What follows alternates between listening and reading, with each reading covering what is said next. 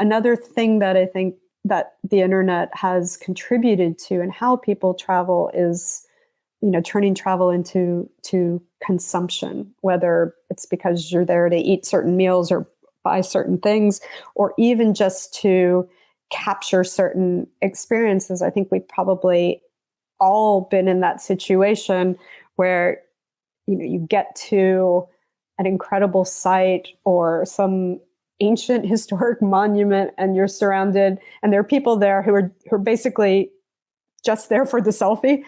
I wanted to try and think about, is there a way to travel that is less extractive and more just leaving yourself open to the experience? That is today's wonderful guest, Lisa Abend. She's an American living abroad in Denmark, and she's a journalist. She's written for the New York Times, Time Magazine, Vanity Fair, Afar, among many other publications.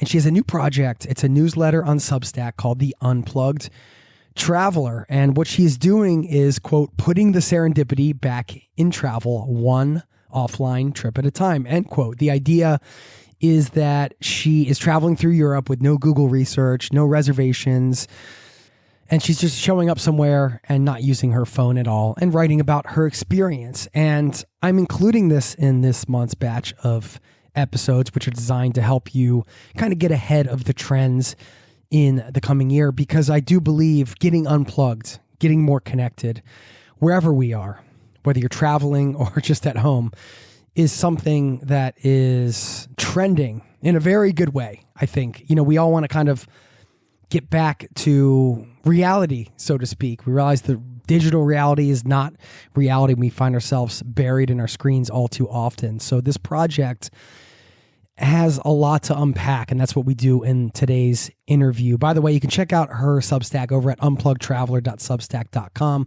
We'll link up to it. And there are a lot of sort of mindset and philosophical things that come along with simply going into the world without your phone. So we talk about some of those things, including managing expectations and FOMO, some practicalities like how to approach locals for help, how to get away from the Instagram famous and get closer to the locally famous spots, some of the reasons why the Danish are so happy as we kick off the conversation, a little bit about her life abroad, what we can learn from that, lessons from living abroad in Spain and Denmark, and her unlikely journey from researcher to field reporter, and so much more.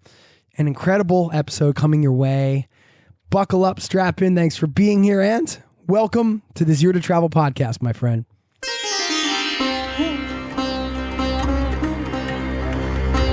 You're listening to the Zero to Travel podcast, where we explore exciting travel-based work, lifestyle, and business opportunities, helping you to achieve your wildest travel dreams. And now your host, world wanderer and travel junkie, Jason Moore. Hey, it's Jason here with ZeroToTravel.com. Welcome to the show, my friend. Thanks for hanging out, letting me bring a little travel into your ears today. This is the show to help you travel the world on your terms, to fill your life with as much travel as you desire, no matter what your situation or experience. Still have this cold. You might hear, I didn't have the cold in the interview, so you're not going to have to hear this voice throughout the episode, which is a fun one. Lisa shares her experience as an unplugged traveler, going out into the world, showing up at a destination, not using her phone. And we talk about some of the practicalities around that as well. As I mentioned at the top, there's some nuance to this now.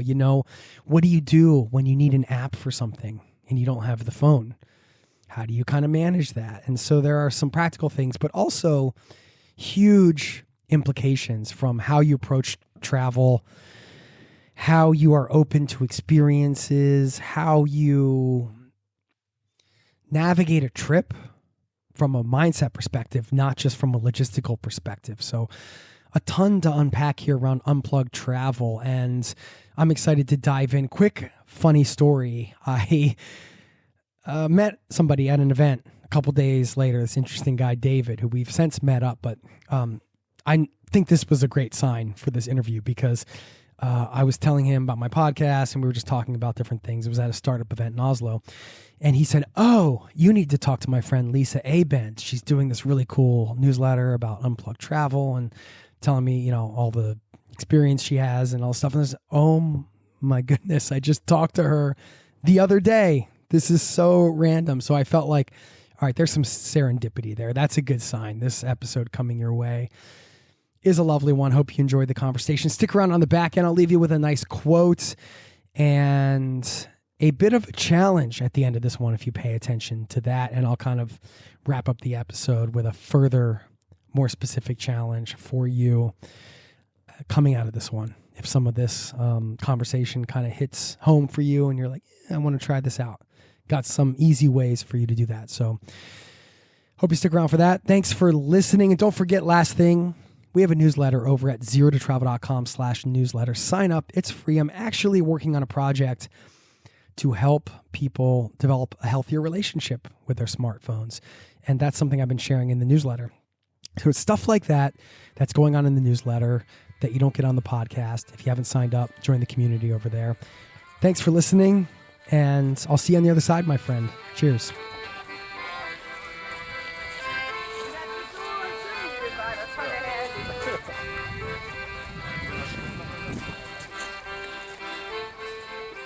Lisa Abend, welcome to the Zero to Travel podcast, my friend. How you doing this morning? I'm doing well. Thank you for having me. It's not often I can say this morning because I'm talking to people from all over, but we're both in Scandinavia because you're in Copenhagen, right? And you're in Oslo, right? Yeah. So we should have done this in person. Why couldn't we have met like partway across? You know, and then how do you meet up without phones nowadays? You're like, you know, it's old school. You're like, meet me at 12 o'clock at the train station under the clock. That's exactly what I've been working on. Of course, we're going to talk about that. Yeah, unplugged travel. I want to get all your sort of best tips for people that want to experiment with that, and yeah, a bunch of stuff around that. But I have to ask you about life in Scandinavia because you grew up in the States, or? I did. I grew up in Atlanta, Georgia. Lived in different parts of the States for school and then for work after.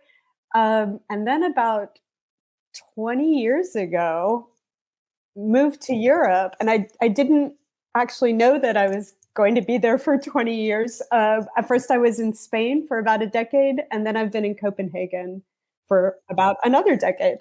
So was it a job opportunity that took you over there? Not exactly. It's kind of a strange story. We like strange stories here. Okay. Lisa. Okay. This one is a little stranger than most, I think. I was actually an academic. I was a professor of history, a new professor, and I was teaching at a school that gave its young professors an early sabbatical so that you could go and basically take all of the research you had done during graduate school and turn it into your first book. And my research was on Spain. So I was in Spain doing that work and getting actually quite depressed by the prospect of spending the rest of my life doing this. And I had at that point published a couple of travel essays, just first-person essays. This was back when the New York Times used to publish those on the back page of its travel section. And so I had a couple of those to my name, but that was pretty much it. And I thought, I want to see if I can try making it as a real journalist. I want to see if I can do some real journalism. And there were elections coming up in Spain. So I pitched a story to an American newspaper about them. And it was a really boring story because the party that was in power, everybody knew all the polls and everybody was convinced that they were going to stay in power. And it's good that it was a very basic story because I had no journalism experience whatsoever. But I reported the story, wrote it, sent it in, and about 12 hours later, there was an early morning phone call from the bureau chief in Paris saying, I think we're going to need another story because the Madrid train bombings had just happened. And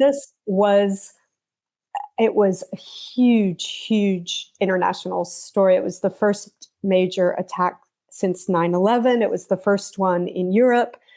And all of a sudden, I was just thrust into it. And this that because it was so closely timed to the election, it actually changed the outcome of them. So within a period of 3 days, I went from doing research in an archive to suddenly being out in the middle of mass protests and this massive investigation and a real turning point in Spanish history and in Spanish democracy.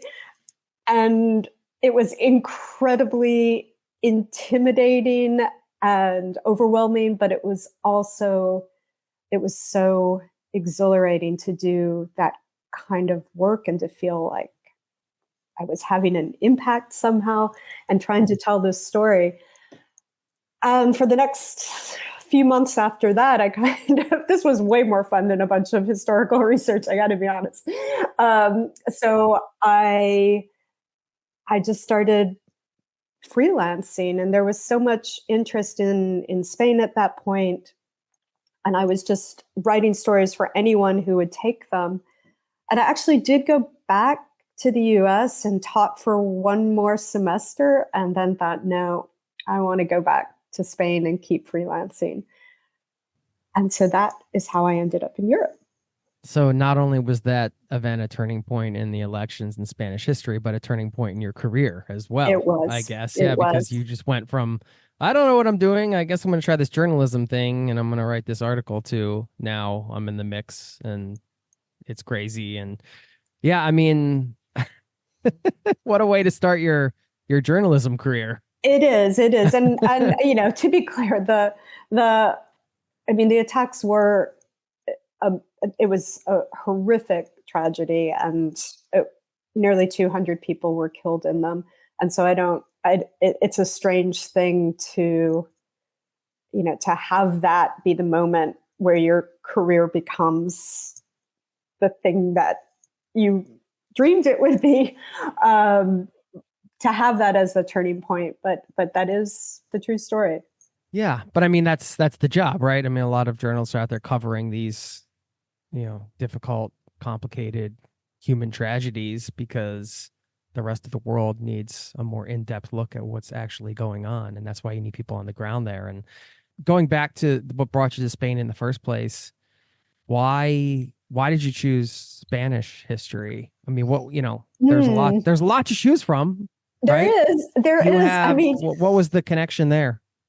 Sometimes there's just those little logistical things that you don't realize are shaping your entire life and future, but they are. And in my case, it was when I was in college. That was the language that I happened to study, and it was where my college had a study abroad program. So I had done that while I was still at college and fallen in love with it. And so that was what drew me back to it once I was in graduate school. Gotcha. Okay. And Copenhagen, how long have you been there? It's been about 10 years here too. Really? Do you speak Danish now? This is such an embarrassing question to me. Have you heard Danish? No, sorry. Yes, I have. Because I speak Norwegian, so okay. I know when I hear Danish, I can pick up bits and pieces, but it's very sort of frog in your throat type of. I don't know. It's kind of hard to. Yeah. It's pronounced nothing like it's written, which is a big part of the problem. I have this idea that if I had actually moved to Norway or Sweden, I would be doing much better with the Scandinavian languages.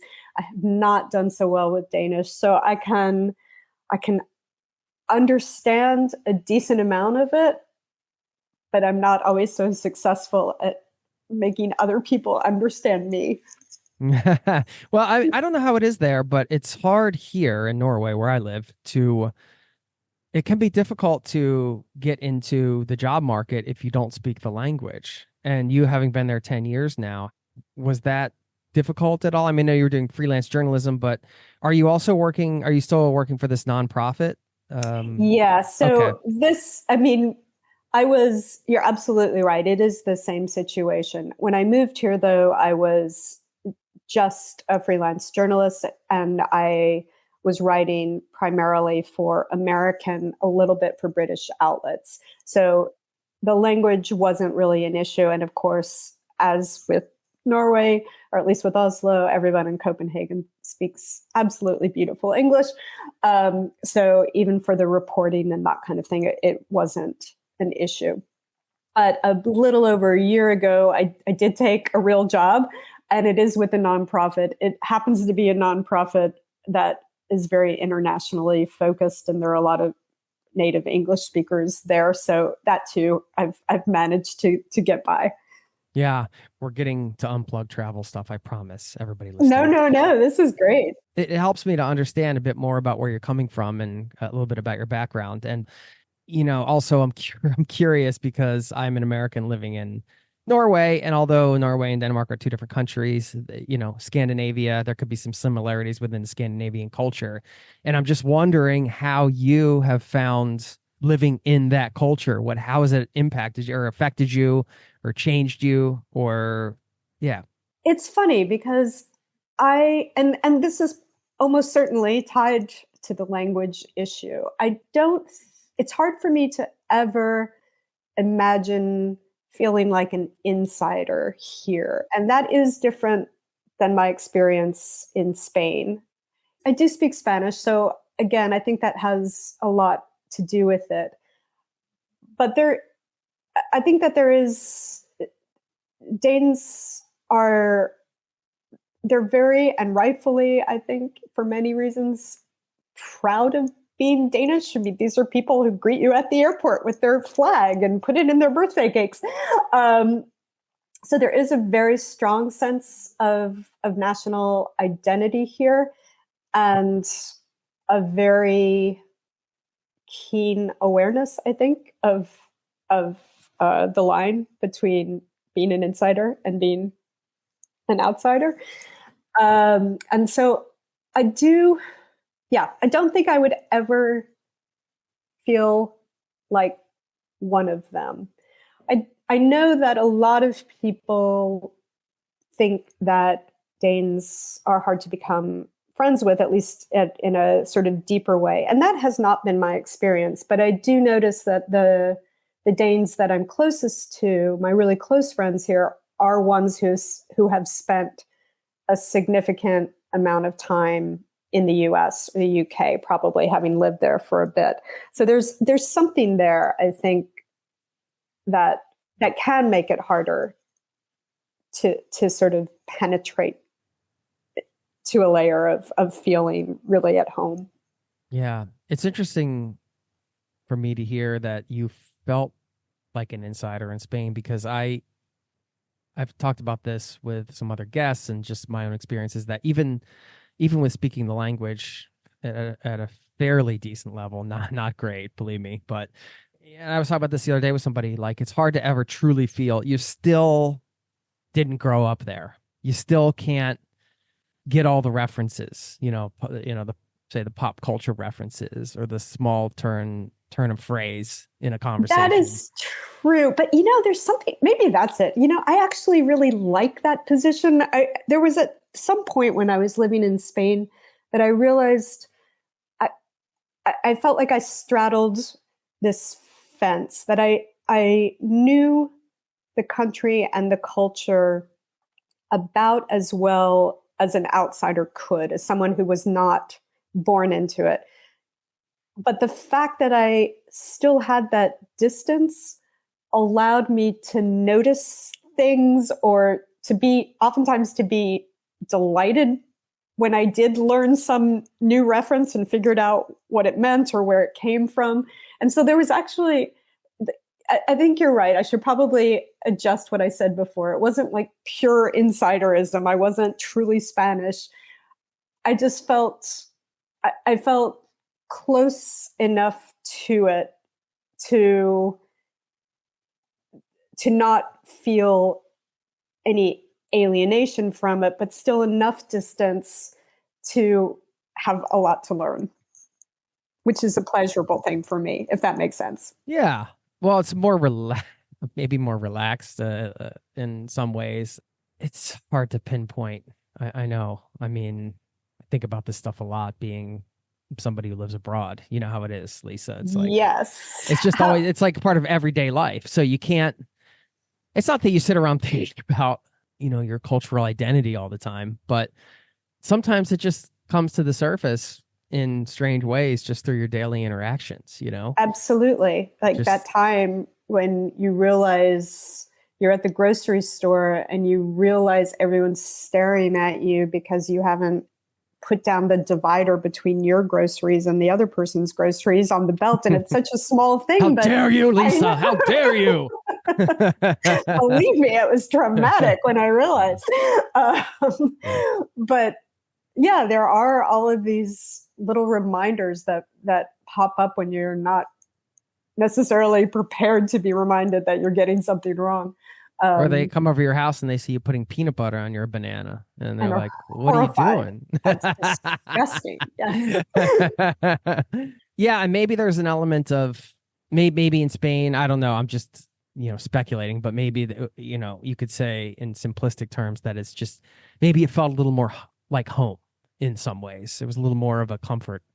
I think that's right. I think also, Spain is a more heterogeneous society than Danish is, so that they're a little more, of course there are exceptions to this and it depends on where you are, but they're a little more accustomed to having people who aren't native Spaniards living among them.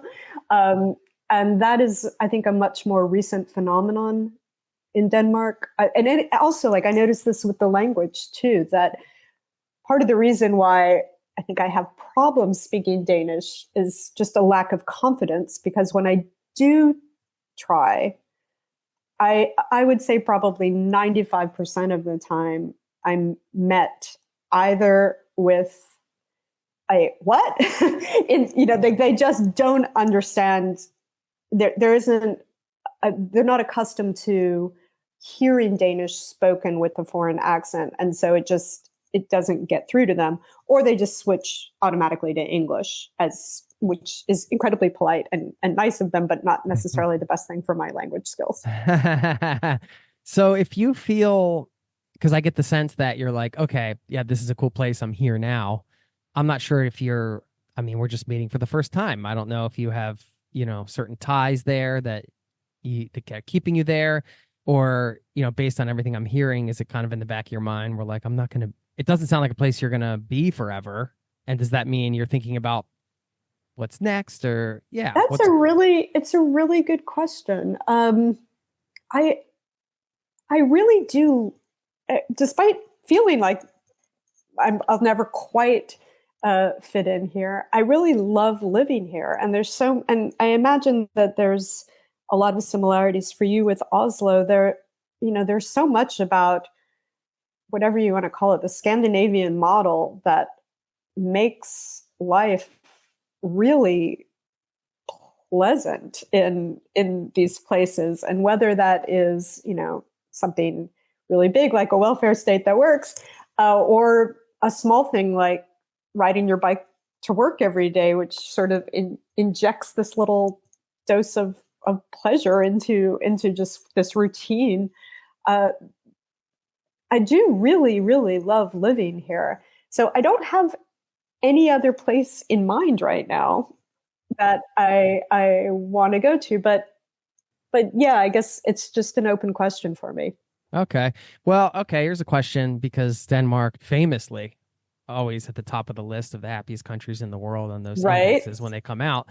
So anybody listening outside of Scandinavia, what do you think, being somebody who's lived there for a decade, what do the Danish do in terms of, why are they happy, I guess? Like, what do others have to learn? What is something that we could steal from their culture and use in our own lives?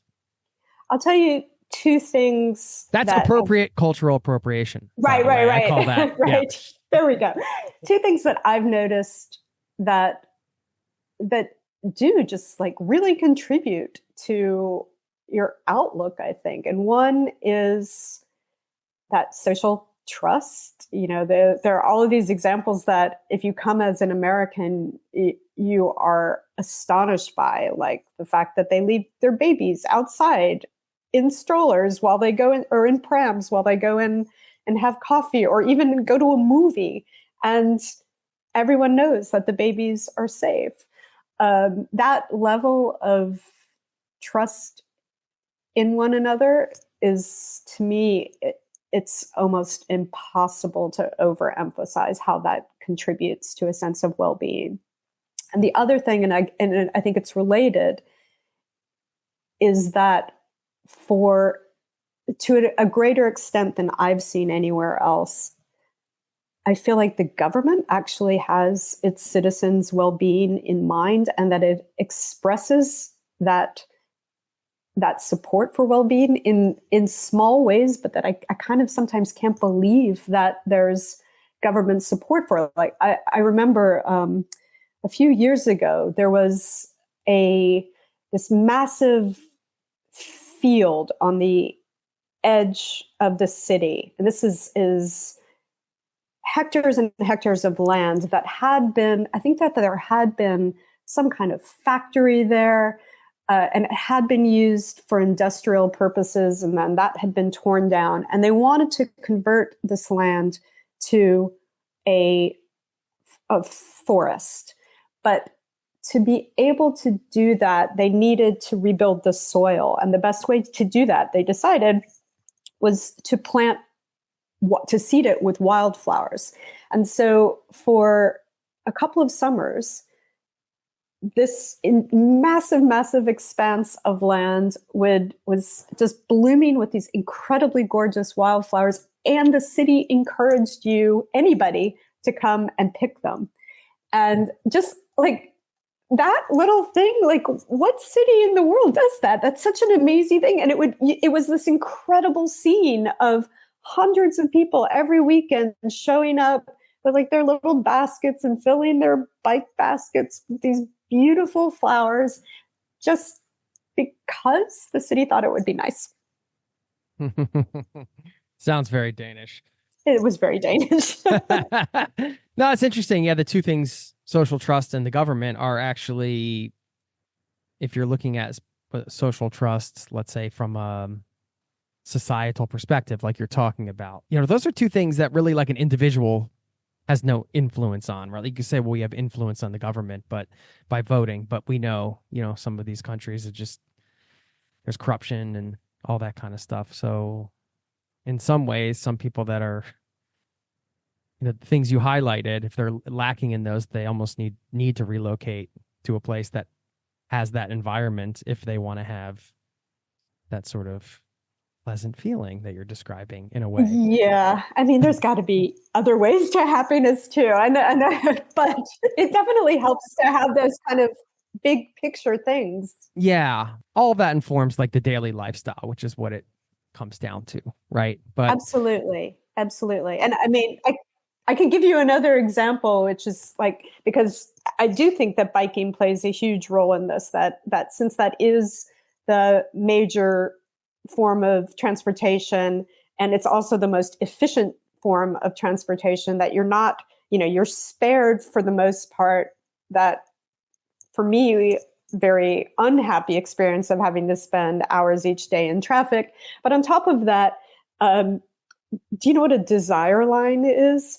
It's a phrase that urban designers use for where people want to walk, or in Denmark's case, where they want to bike. And so there's one intersection where traffic was going in one way, and the city architects or city designers could see that people coming down this one street and trying to get onto another one were actually going up on the sidewalk with their bikes because they needed to get down to another street.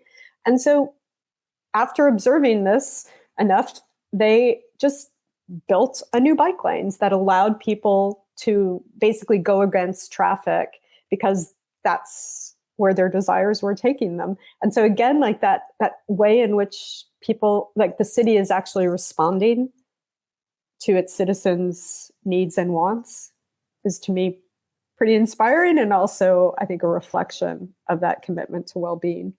Yeah. Interesting. The birth of the Unplugged Traveler. Yes. your Substack, unpluggedtraveler.substack.com. We'll link up to it. You had a line in one of the intro, perhaps it was the intro post you did, and you said, quote, like so many things in life, this project was born of failure. Just quickly before we get into it, I just kind of want, my thought is that we tend to undervalue failure as a method of giving birth to new ideas, I think. So anybody listening that is like going through something and it's not working or whatever, just understand, out of the ashes can rise the phoenix. And So true. I don't know. Yeah, I mean, it sounds like this is very much a passion project. You're not really sure how it's going to go, but you can give us, your quick sort of elevator pitch on what you're doing, and then we'll dig into the nitty gritty. Okay, well, let me tell you first about the failure then, because I think that there's ways in which this, as a project, it responded to both like my personal situation and also just to some bigger ideas and concerns that I had been having for a while. So from the personal, it in some ways, yeah, was failure. It was that, as I said, I have been a journalist for a long time. A lot of the work that I do is travel writing. And like so many journalists out there, I've noticed over the years the way the opportunities to support for writing that pays anything close to a living wage have diminished, and really quite dramatically. So that situation, that sort of, I felt like I avoided it or delayed that decision as long as possible. And then last year kind of realized that, yeah, I needed a real job, that freelancing alone was not enough anymore to support myself. But I love travel writing, and I really, really missed it. And so part of this, just very selfishly, was to come up with a project that would allow me to do that work. And with this particular idea, it was an idea that I had pitched to a bunch of the magazines and newspapers that I write for, ideally as a column, where they would send me out around to different places around Europe, and I would try and navigate without a phone, basically. And nobody took it. And so that was the failure. And at which point I just thought, okay, I really want to be doing this. Let me see if I can do it myself. That's the personal side of it. From the more sort of, I don't know, philosophical side, it was of course something, if you've been traveling for a while, that you've noticed the way that it has changed. And as a journalist, I've reported on over tourism. And of course, like, that is absolutely in your face in many places throughout Europe. But even more than like just the numbers of people that I was seeing, it was the fact that so many of us, when we travel, seem to be seeking the exact same experience as everybody else. There was this real, what I kind of think of as a flattening of the experience, that we end up all, armed with our lists of best restaurants or, Instagram shots of the places where we have to take selfies, that we all end up just encountering each other in the same places, drinking the same pour over coffees, and looking at the same sunsets. And so I was trying to think about what happens when we try and travel without the internet. And that was the birth of this newsletter. Yeah. And I think it's great that, you're on the right track, and you really love something if you feel like, oh, I can't make a full living at this, and I'm going to supplement this with a regular job, but yet you still do it, Yes. for the love of it. And then the idea being that you go to a different European city once a month is the idea, right? And then you just go without, Exactly. like, somebody has to recommend it. You don't do any research. You don't. Right. The only thing that I I allow myself to book the ticket there online. Um, and so, Well, you're not like a technophobe. You're not no, saying, no, all no. technology is bad.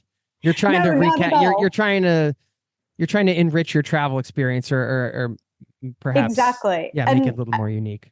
And when I'm not traveling for the newsletter, I am a fiend for Google research. I love doing that kind of work. Well, you're a journalist. That's part of your job, right? Right? So it's really not this like Luddite anti-tech screed or anything. It's more just like I wanted to have more of a sense of the unexpected, of serendipity, the ability to be surprised, and also connection to the place and the people in it. And I think that both of those things have been diminished for me, and from what I'm hearing for other people as well, by the reliance on the internet for travel. Yeah, so you're traveling through Europe. I'm just reading a snippet of what you wrote on LinkedIn, but no Google research, no reservations, no Instagram inspiration, no GPS maps. You say no mindless scrolling. So Yes. It's interesting you mentioned the word philosophical just a few minutes ago, because you are a doctor of philosophy from Harvard. Is that correct? That is correct. When I was preparing for this, I was thinking about your project and looking at it, and I feel like there are a lot of philosophical underpinnings of this project. For example, what drives people for their need to prepare or know things in advance, or expectations, having thoughts or a mindset around expectations. And if you have certain expectations and they're not met, there's a lot around there. Perhaps search for happiness. There are some sort of core mindset things that are built into this, I think. Would you agree with that? Do you think, absolutely, thinking about it through that lens of philosophy? I do want to get into the practicalities of sort of like the logistics and practical travel advice on how, okay, like, maybe somebody's interest is piqued and they want to experiment with this, and what are some ways to sort of ease the pain or, make it fun or whatever. But I guess the point is it's supposed to be a little bit more challenging. I have another rant on that, but yeah, if you're just looking at it through the lens of philosophy and you're looking at, sort of mindset and human nature and that kind of thing, what do you think are the core tenets that underpin this project? Philosophical tenets, let's say. Yes. One is absolutely trying to ease away from the sort of predetermined expectations, that sense that if you go to a place and you don't eat in these restaurants or buy ceramics from this particular shop or stand on this cliff, you have somehow missed the opportunity, that you're not getting the best of the best. So I'm trying to get away from that mindset. There is also a sense of like what really is discovery? What do we travel for? And if it is to open ourselves to new experiences, to learn about and encounter other ways of experiencing the world, other ways of understanding the world, then probably we need to arrive with fewer expectations about what we're going to hit while we're there. Also,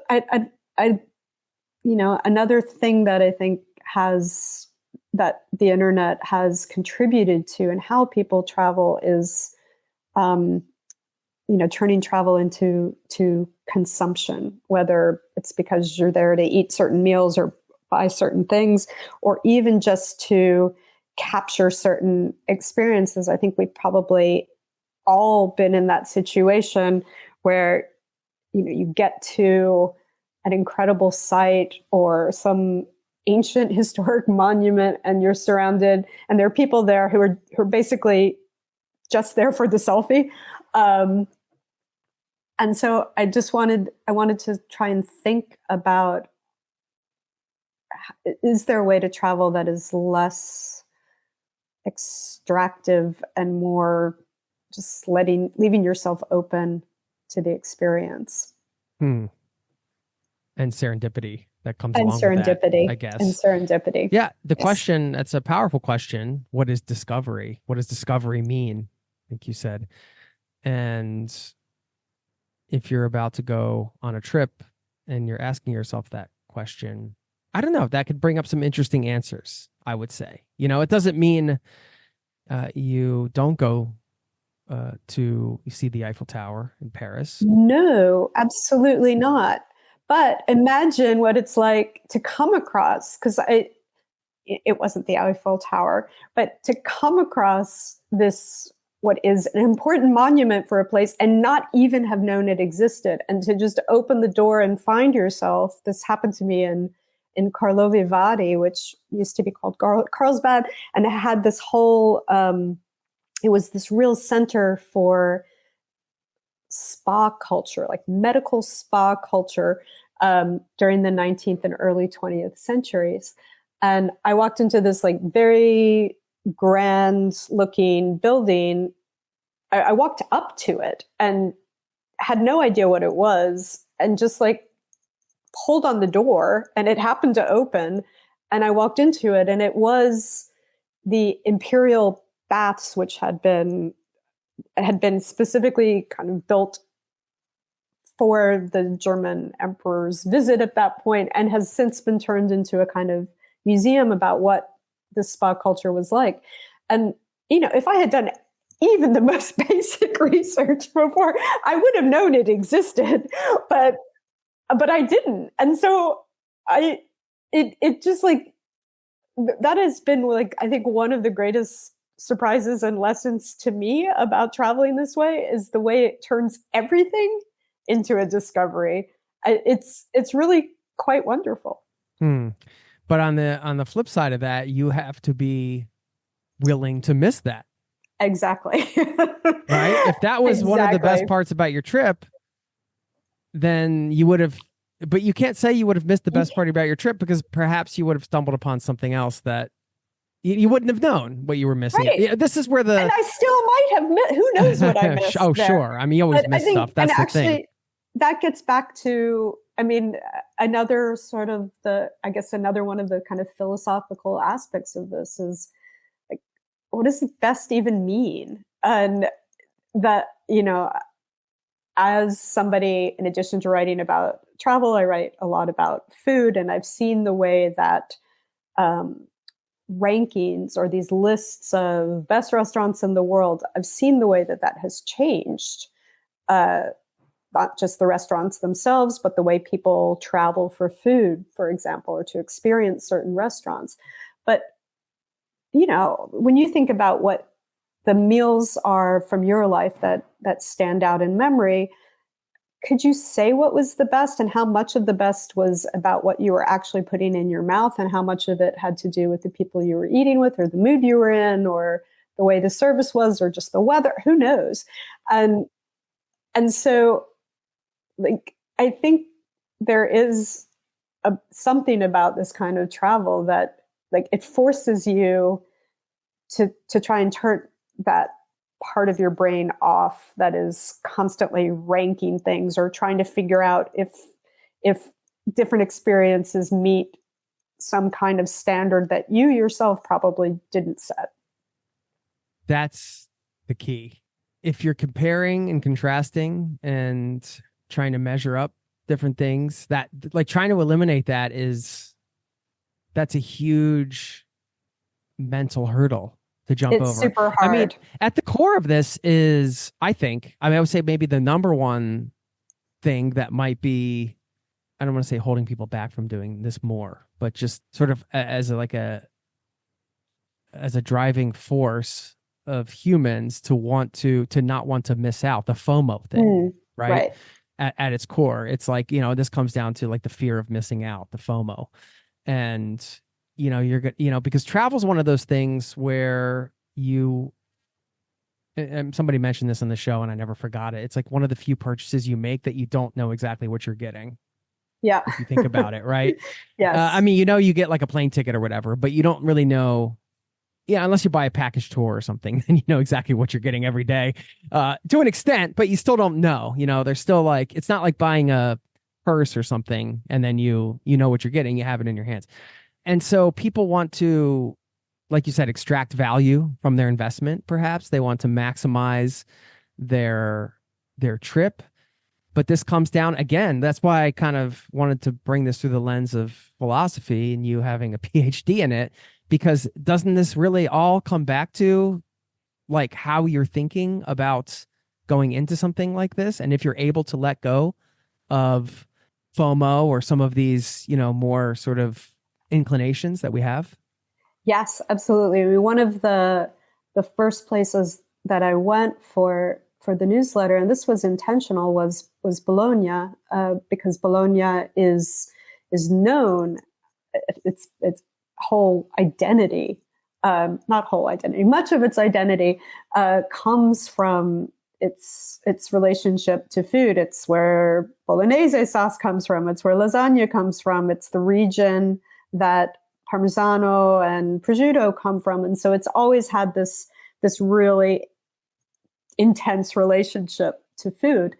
And I knew going there that there were going to be extraordinary restaurants. I just didn't know which ones they were. And I knew that if I did even the slightest research, any app, any list, I would come away with a list of places that I absolutely had to go to, or I wasn't getting the best bolognese, or I wasn't getting, the best mortadella sandwich.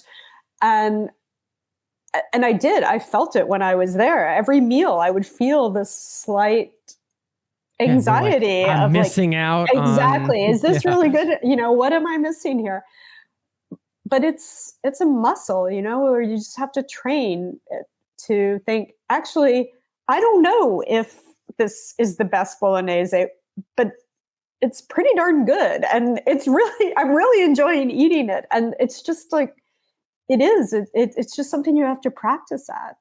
But if you're successful, think of what it means. It means that you're opening yourself up to the possibility of finding a pleasure that you define yourself, and that it's kind of always, that possibility is always there, whether or not you have the time to wait in line, or you get the booking, or any of those other things where people are defining the best for you.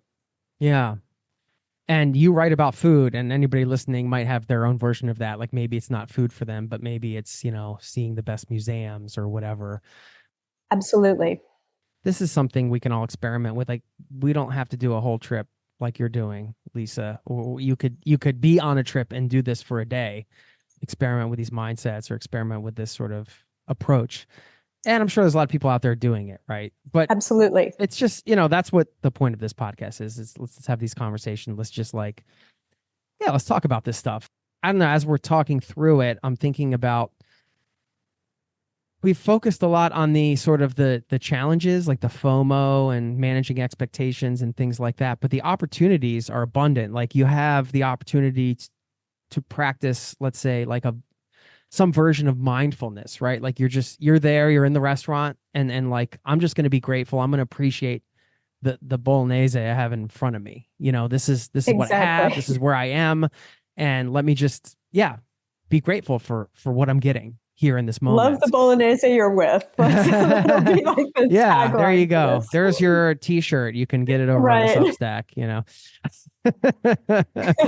Brilliant. I love it. But that's an example of what, as I'm thinking through this, I'm thinking about these opportunities that are in front of us. And rather than, perhaps there's something there too, rather than focusing on sort of all of the challenges, just like, is there a way to drop that baggage and just like go with a beginner's mind in that Zen philosophy, speaking of philosophy, and just kind of embrace the opportunity that comes with that?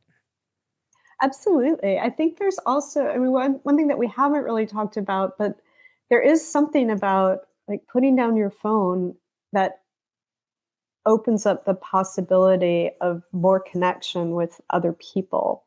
And it's something that I've actually, this is something else that I've had to like train myself on. I find that sometimes I just forget that you can like ask people questions. Like if you're lost, you can ask them and they'll tell you where to go. Oh, there's people there. There's people.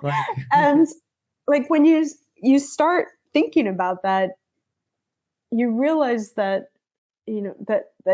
there are all of these tiny opportunities for connection with people, that even if it is just somebody giving you directions, but in that moment of pointing you in the right direction, you're also just getting a tiny glimpse of their personality, or of how they think about the place that they're in, or just even their friendliness, how you connect to them. And that also, I find, is a big part of what makes travel rewarding. Yeah. Well, what are your best tips for... Best tips. Okay. Yeah. First of all, how many do you have? Are they like a bullet point list? What are people... I don't know. It's a little random. I can probably come up with a lot of them. And some of these are, let's go with like 6 or so. 6. How does that sound? Yeah. I mean, how are we framing this up? This is sort of the best tips for like preparing for a trip like this, and how to handle sort of situations when you're on the ground as well. It's kind of all over. I mean, for preparing for it, like there's no preparation. That's the greatest thing. Perfect. We're just going right on a trip. There you go. Easy. Look at so many benefits, right? You just saved yourself hours of screen time. It's amazing. There you go. I know. Talk about efficiency. I mean, are people allowed to buy? They're not allowed to buy a guidebook and do like the paper-based research. I mean, thing. I don't know. You could, but then what's the fun of that? Right. Okay. I see. Because the offline unplugged thing, you could say a book about a place is not, you're not online, but I understand what you mean. The spirit behind it is to go in knowing that not much or nothing. Yes. Only what you know. It really is.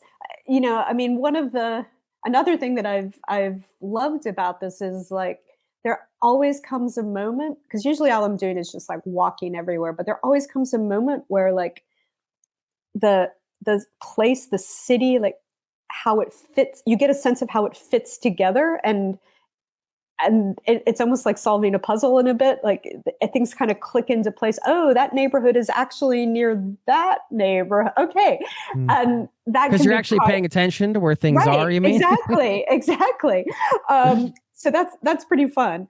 So that's why I don't use printed matter for research ahead of time. Really, the only thing I do ahead of time, it has to be a place that either I've never been to at all, or one that, like, my criteria is like, would I know where to go and eat there? And if I would, then I can't go. Like I was hoping to go to Bergen because I've never been and I've heard it's really beautiful. But I actually know where to go and eat. And so that would take I know what restaurants have reputations, let's put it that way. And so that kind of like eliminated Bergen for me.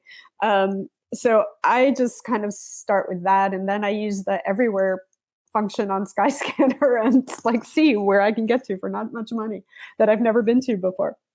The one tip that I think is perhaps underappreciated, even though it seems a little obvious, is the tourist office. Like most train stations in Europe have some kind of tourist information office, and they will give you maps, actual paper maps for free, that are obviously a very important resource. And they also have a lot of information, and sometimes you have to push through it to not get the standard spiel of tourist restaurants that they give to everybody. But they are actually a wealth of information. And you can find, when I was in Zadar in Croatia, there's all kinds of just materials and posters and handwritten things that people have posted there. And I saw a notice for the Beach Bar Bamboo, because this was during the Euro Cup finals.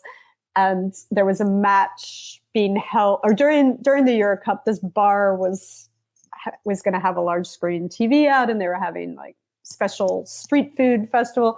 And I would never have heard about it had I not wandered into the tourist office, but it made for an entertaining place to watch the Croatia-Spain match. So tourist office is one. Also, I think something that people don't realize is that, because I don't make hotel bookings, I just show up and find a place to stay. And I don't know that this is common that everyone knows this, but you can actually ask to see the hotel room before you agree to pay for it. And I know I always feel a little uncomfortable doing that, but it turns out that their hotels are totally used to the people asking for that, and they're totally fine taking you up to see it. So that has eliminated some pretty scary hotel rooms from my travels by doing that. What else would I say? I think there's something about like learning how to read a line. Oftentimes, like if you're in Italy, I know this is true of Japan. It's even true here in Copenhagen. Outside some bakeries, there'll be huge lines forming, and there's like initial instinct, I think, is, oh, that's it must be good. There's all of these people lining up for whatever it is that they're selling.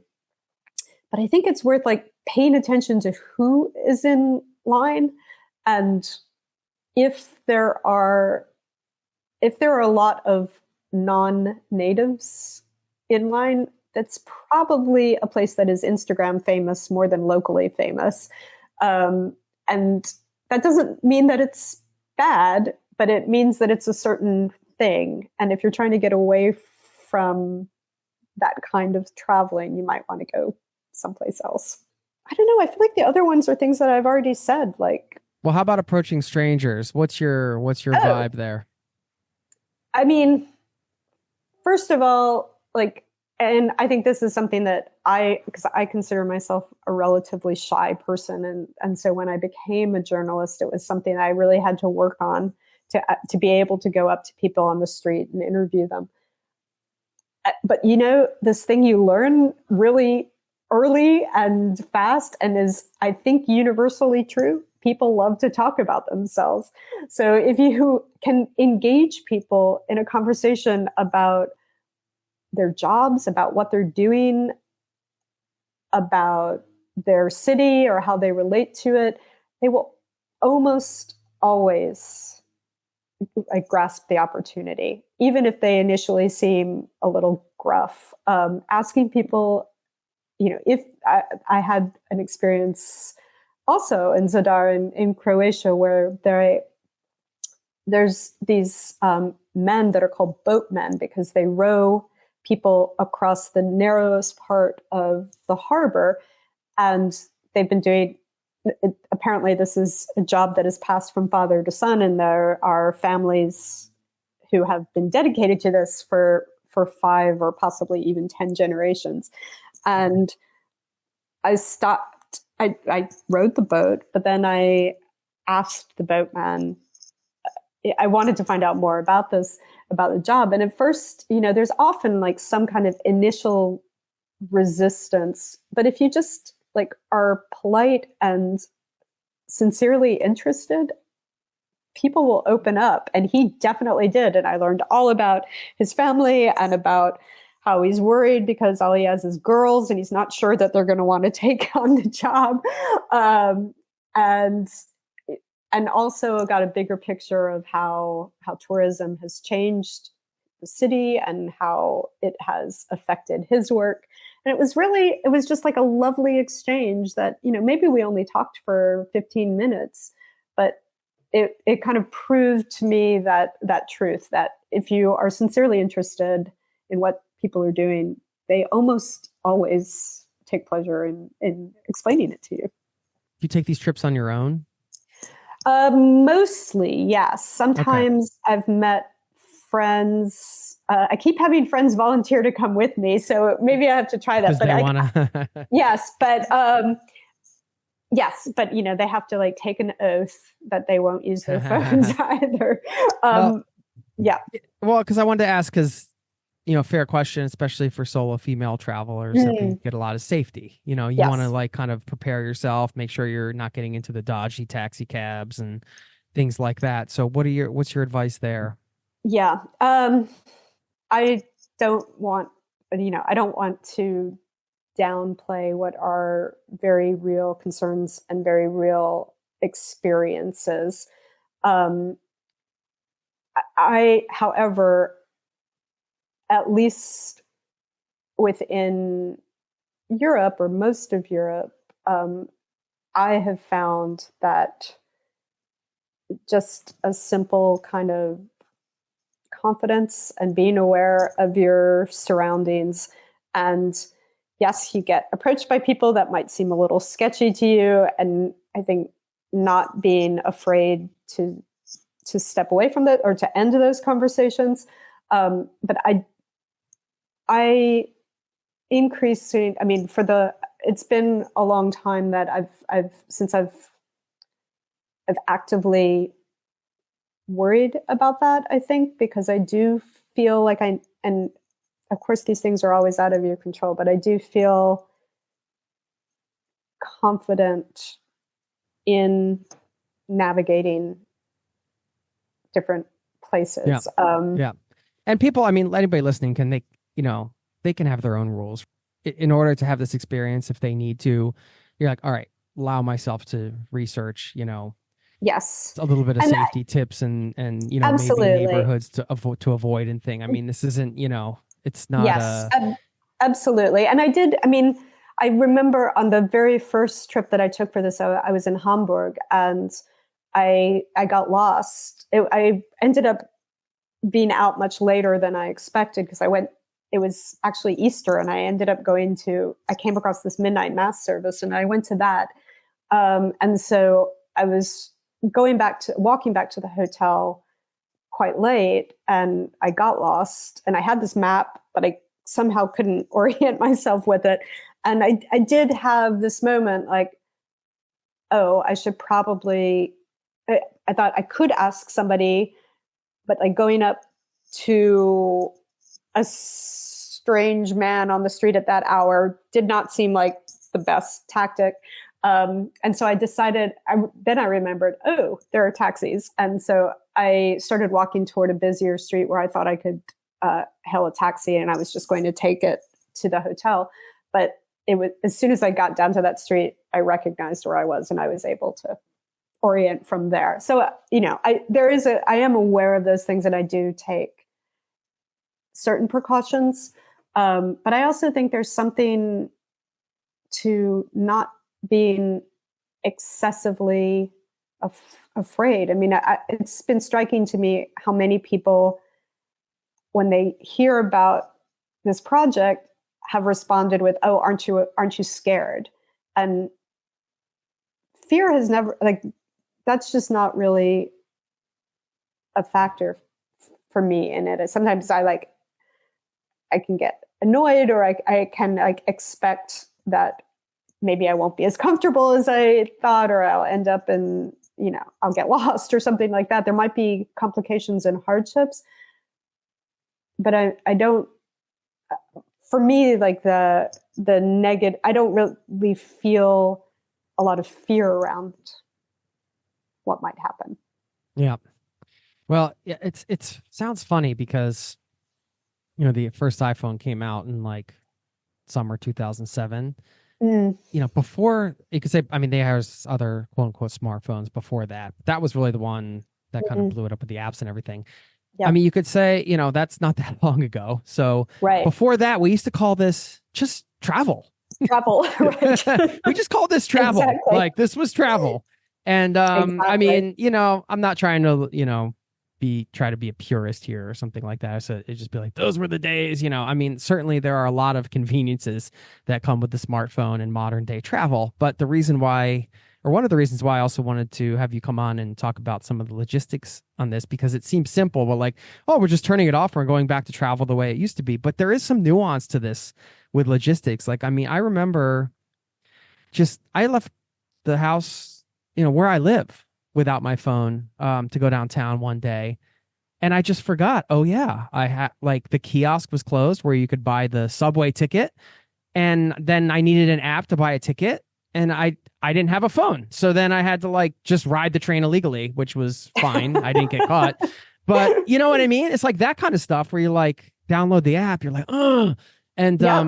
you know, like some of these Oh things yeah, no, require. So then, what do you do in those situations? Yeah, no, I mean, it's happened a few times, and in Bologna, one of the hotels that I went into, um, I asked if they had a room available, and the woman said, "Yes, we have one left. You have to book it online." And I said, "I can't book it online." And she said, "I'm sorry." And then I went into the whole spiel and explained how I was doing this project, and she said, "Yeah, that's very nice, but I can't book it for you." And so I had to go someplace else. which is insane. Right, exactly. You're standing in the hotel. And like, take my money, please. No. What is sometimes with these things? Yeah, you're just like, what is this world? Like, what's going on here? And it does, it does lead to inconveniences. It also happened to me when I went out to that bamboo beach bar to watch the soccer match.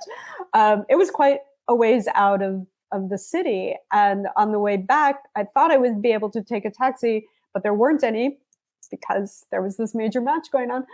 And so I went to the bus stop. There were no buses coming, and then I saw that there was a bike share up ahead. I got really excited because there was one bike left. You need an app. Right, I'm standing there ready to unlock it, and thought, I need a nap. So I ended up walking back. So, it does occasionally cause some inconvenience. Yeah, annoyances. But like, what's funny is they are only annoyances because you have the smartphone experience to compare it to. Like if we pre-2007 or whatever, it was like a life. Like sometimes things happen and then, it's an inconvenience in your life because there's traffic or whatever, but you're not comparing it to the instant gratification we have now, where we can just instantly get the thing we need. That is a great point. Exactly. It's just like, it's only hard, I'm using air quotes, because it goes back to the expectation. We have something an experience that's become normal that was not a normal travel experience up until, recently, to compare it to. Exactly. And also, this is something that maybe this goes back to like some of the ideas behind the project, but I kind of have this belief that, a little inconvenience, a little difficulty, some complications actually makes the experience richer. And one of the things that I've noticed in a lot of travel writing, and just like what my own editors have wanted, is that there's not a lot of room for negative experiences anymore. You don't see a lot of essays or articles talking about, that disastrous time when there was a massive train strike and you couldn't get to where you were going, or the really scary hotel you found yourself in. But like, those are some of the best stories, and they're part of what can make travel so different from our regular daily lives, is that you are exposed to, extremes on both ends of the spectrum. And so like, I want to make room for that. And that doesn't mean that it's got to be a slog, because these trips have been incredibly enjoyable and fun and enlightening and inspiring for me personally. But it's okay if I get lost or I have a bad meal, or it in some ways, makes the story better. Those are the stories people want to hear. They don't want to hear about you sitting on the beach drinking a margarita. That's boring. Right. But is that because of travel media and their relationship with advertisers or potential sponsors? Absolutely. So much. We can't tell a negative story about Croatia because like one day they might want a full page ad in our magazine. And, if we do a disparaging story, it's going to prevent that. And I mean, this is an important point because this goes back to if you're researching, those things you come across, it's not that it's not what it seems, but understand that travel media, even bloggers that do sponsored posts and things like that, I mean, of course they're going to show you some of the best sides of the place and the highlights. And that doesn't mean, I don't think anybody's pretending that, these, insert whatever destination that doesn't have its own, day-to-day struggles with all kinds of things like everybody else everywhere. That's not the job of, for better or worse, whatever. It's just something to be aware of, right? Like that's not really the job of travel media, is to it's to more like show the places you can explore and the culture. And that's a beautiful thing, right? Absolutely. There's that side to that you described. Yeah. And it's like, I think it's just a question for each of us. Like, what do we want out of stories about other places or travel stories? Do you want just the fantasy, or is this like a shopping list for you of beautiful experiences, or do you want some narrative there? Do you want some complications? Do you want some tension? Maybe a little bit of reality there is going to make the story richer as a whole. Mm-hmm. So do you carry the phone with you and have it off in case of like an absolute emergency? Yes. And that's probably another safety thing that I should. And actually, like, I also like take photos with it because I have not bought a real camera yet. That's okay. Next. Yeah. I was going to ask you about that. So you just have it in airplane mode all the time? Yeah, exactly. Yeah. So it's, and it's a lot of just like training yourself not to reach for it. I think because there are those times, when you're on public transportation where I think a lot of people just have that habit of pulling it out of their pocket or out of your bag, and staring at it. And so it's like, sometimes I've caught myself like mid-reach and have to like come up with, like, just remind myself, but also like part of it is sort of training yourself to be okay with a little boredom every now and then too. Mm-hmm. Mm-hmm. Have you found that the experience traveling without the phone has changed the relationship with the phone at home and given you more of a, I guess, balanced less addictive relationship? Yeah, I mean, I guess that, and also just being in your community. Like, has it changed the way you interact with your community? Or do you binge when you come home? Yeah, I know, like crazy.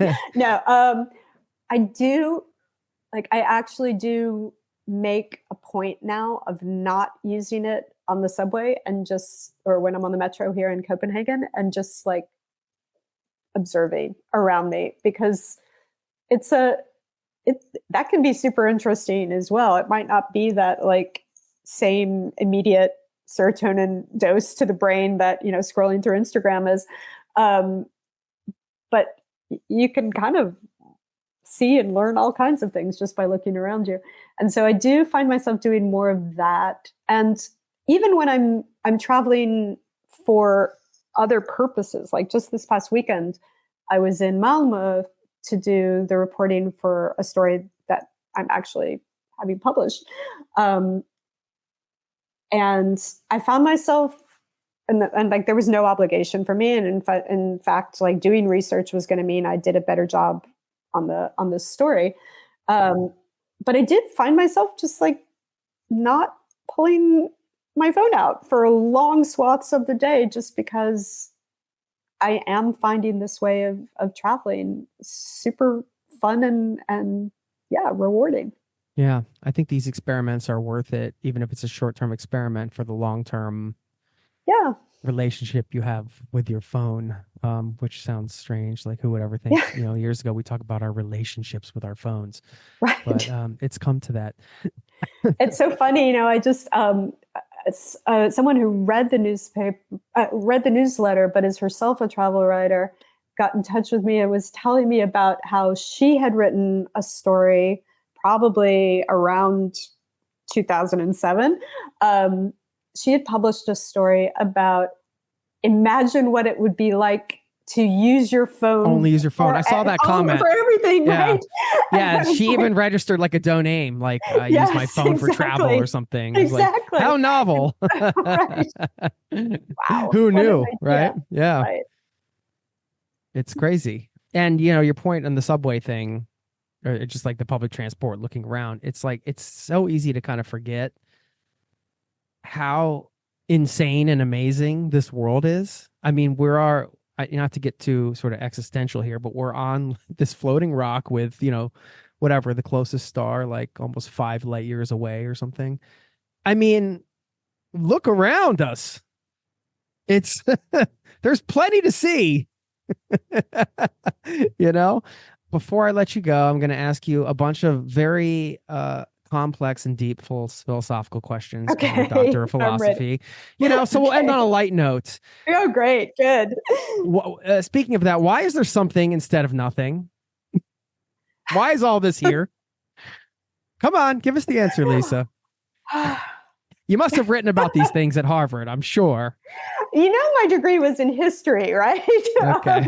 That's no excuse, I know, but why is there something and not nothing? No, you don't have to answer that. I'm just kind of messing with you. But before I let you go, though, I do want to get a couple of your, I don't want to say favorite, because then we're getting back into the compare and contrast things, but like I always like to say destinations that you would tell people, these are really nice places to spend some quality time in.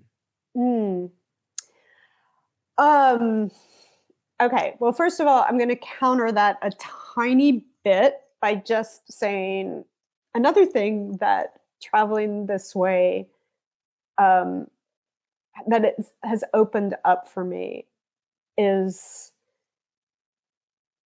any place, every place is a story, has its stories. And coming from my professional background, where when I traveled, it was because I already had an assignment to do a story. I was going there to do the story that I had already imagined. Going this way, where I don't know anything, but somehow discover that a story reveals itself to me, no matter where I am, that has been kind of a great thing to figure out. So the last place that I was in, I haven't written about this yet, but the last place I was in for the newsletter was Glasgow. And Glasgow is not a place that I would have normally gravitated to. I don't know why. I've been to Edinburgh, love Edinburgh, but it's not a place I would have normally gravitated to. And I don't think, you know, I had some vague ideas of what Glasgow was, but I don't think I would have been able to like come up with, at least not without doing a lot of research, come up with like, oh, I want to go and research this or discover, you know, do this story. But just walking around and talking to people, these stories revealed themselves to me. And so that's actually like it sort of changed my relationship with choosing a destination or figuring out where I want to go, because what's motivating me is that search for the unexpected, for those stories. But if I have to like think about places where I find a lot of stories and that are favorites in that sense, Morocco is right up there. Marrakesh in particular. This goes back to, this was for an assignment, but I did a story there where I just interviewed people in the main square, the Jma Fna, where there's this amazing variety, and over the course of the day, changing kinds of people and roles who pass through there. So everyone from, you know, boiled egg vendors in the morning to snake charmers in the afternoon to gymnasts in the evening to people selling erotic aids in the late at night. And it was just like this. Once I started looking at it less as this, incredibly exotic place and more as this collection of people with fascinating stories behind them, that really became one of my favorites. So that's one I would recommend. Yeah. Yeah. The parade of vendors. Exactly. Exactly. But they all have a story. They do. And it's sometimes kind of amazing. How do you become a snake charmer? Turns out, you got to catch your own snake for one. Didn't know that before I went and did that. Yes. Yeah. That's not something how do you become a snake charmer? That is, wow. That's cool. That's cool. I like the Glasgow. Yes. Example. We had a guy on the podcast a while back. He ran every street in Glasgow. Really? Scottish guy. Yeah. Oh, I'm going to have to go listen to that. Yeah, it's really cool. To wrap this up, I think that comes down to, you mentioned how the story would reveal itself. And that comes down to trust, right? Like you're kind of trusting in yourself to kind of just be there and be open to experiences as a traveler. And then you're trusting in sort of, the place to kind of just be there with you. Yeah, and that's a great way of putting it. That's like a really nice, balanced place to be, because then all the other stuff we talked about today, the FOMO and expectations and all that stuff, if you can get to that place of two-sided trust, we can call it, maybe that stuff just kind of falls along on the wayside, and then you can just kind of be open to the experience. Yeah, I think that's right. We will link up to the Substack, but if you want to mention it, the Unplugged Traveler is That's right. It's the unpluggedtraveler.substack.com. And where are you going next? Okay. Well, I've done several cities in different parts of Europe. And so I thought I would try an extended countryside one. So I'm actually going to, later in September, walk the Cotswold Way, which will be 7 or 8 days. Amazing. And I really hope, I realize I might be setting myself up for minor disaster in that, because you don't camp along the way. You're like walking from village to village, but I, of course, won't have any reservations. And so I don't know how many. I know that they exist, that people do this, and that there are bed and breakfasts out there. I'm hoping they're not super crowded, because that could be a complication. But yes, so that'll be 7 or 8 days in September where I'm walking that trail. Amazing. Well, I'm signed up for the newsletter. There's different paid options, but there's also a free option for people listening. Yes. If you want to follow along on that journey and the other ones. Really appreciate your time today, Lisa, and your perspective, hearing your perspectives today. Thank you. Thank you. Yeah, we'd like to give you the opportunity before you jet to just kind of, if you want to share, a little call to action or perhaps a challenge for people listening around this. Maybe just some words, final words. I would love to invite people to just try it for a little while. Just pick an afternoon when you're in a new place to you and just walk around and see where it leads you, and just be open to the experience without having to resort to your phone. Amazing. Well, I look forward to staying in touch over here in Scandinavia, and thanks for your time. Equally. Take care. Thank you.